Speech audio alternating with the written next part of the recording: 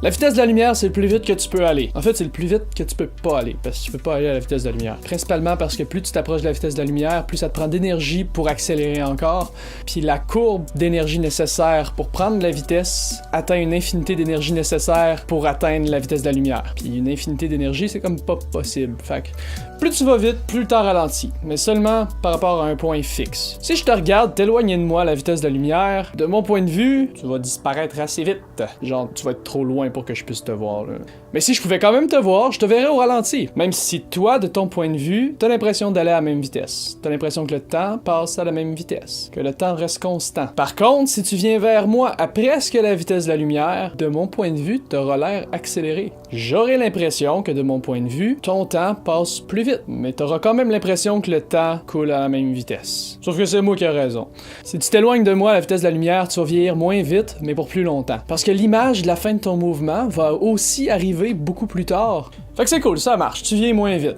Puis rendu là-bas, tu peux rester là. Puis je vais voir à distance de quoi t'avais l'air dans le passé quand t'es arrivé là-bas. Mais de ton point de vue, ça te sert à rien de ralentir le temps. Ça te donne pas de super pouvoir, puis ça te donne pas d'avantage. À moins que tu puisses interagir en temps réel avec des gens qui ont pas ralenti le temps. Sinon, considérons que tu décides de revenir ici pour profiter de ton avantage temporel. Eh ben désolé, tu vas perdre ton avantage temporel.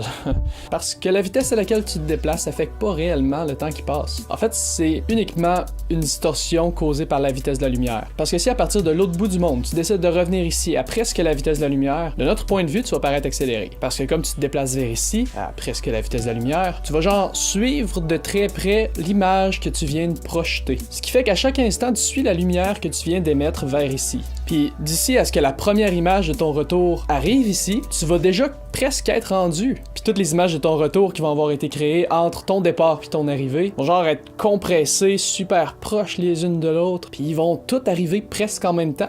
Ce qui va donner l'impression que tu te déplaces en accéléré d'ici là. Donc non, la vitesse de la lumière affecte pas la vitesse à laquelle le temps passe. Puis l'horloge dont parle Einstein dans ses théories est pas faite pour mesurer le temps. Elle est faite pour calculer la vitesse de la lumière. Elle est faite pour s'assurer qu'en fait, c'est une horloge qui est faite pour mesurer la vitesse de la lumière, puis pour s'assurer qu'en fait, elle est absolue, mais relative à l'observateur. Mais l'horloge, j'en parlerai un petit peu plus un autre jour. Pour ce qui est du paradoxe des jumeaux, c'est encore souvent mal interprété, puis l'âge de l'un sera pas différent de l'âge de l'autre. En tout cas, pas à cause de la vitesse à laquelle ils voyagent, mais peut-être à cause de la force gravitationnelle, puis la force d'accélération, puis la force centrifuge qui va avoir été exercée sur son corps pendant son voyage. Au final, ce qui pourrait affecter le temps et le ralentir dans une région, ce serait de faire tourner à très très grande vitesse un objet très lourd pour créer une force centrifuge extrême, puis comme ça créer une gravité artificielle puissante qui pourrait courber suffisamment l'espace-temps pour affecter aussi tout ce qui l'entoure. Mais ça, c'est pas mal incertain parce qu'on sait pas exactement comment fonctionne l'espace-temps, puis c'est très probable que seulement ce qui est affecté par la gravité artificielle va subir une altération temporelle. Ce qui fait que même si tu arrives à ralentir le temps avec une force gravitationnelle artificielle extrême, la force va te tuer puis tu seras pas là pour le savoir. Fait que c'est tout pour aujourd'hui. Si vous avez aimé le vidéo d'aujourd'hui, appuyez sur le bouton j'aime puis partagez-le. Merci beaucoup d'écouter Personne en parle. Passez une bonne journée puis à demain. Bye!